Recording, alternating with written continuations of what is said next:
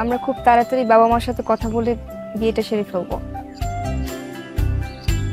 জোনাকি আমার হতে চলেছে, তাড়াতাড়ি গিয়ে আবিরকে খবরটা জানাতে হবে। জোনাকি রাজি হয়ে গেছে, ও বলেছে বাসায় কথা বলবে। আবির, আমার আমার বিশ্বাস হচ্ছে না জোনাকি রাজি হয়ে গেছে। চেহারাটা জাস্ট দেখ, পুরো আপেলের মতো হয়ে গেছে। আবার বিয়ে হয়ে গেলে বন্ধু বান্ধব বলে দিচ্ছে। আরে কি বলিস না বলিস, তুমি বললে না যে পারি। আমরা যাবো। ওকে, কি যেন বলছিলে, কোথায় যেতে হবে বলো। কি রে, ফোন ধরে না? কি অবস্থা তোদের?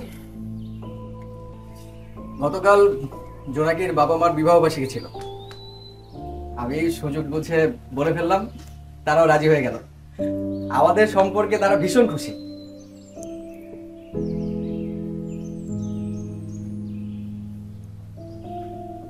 কি ব্যাপার, তোরা এমন গম্ভীর হয়ে আছিস কেন? কেউ মারা টারা গেছে নাকি?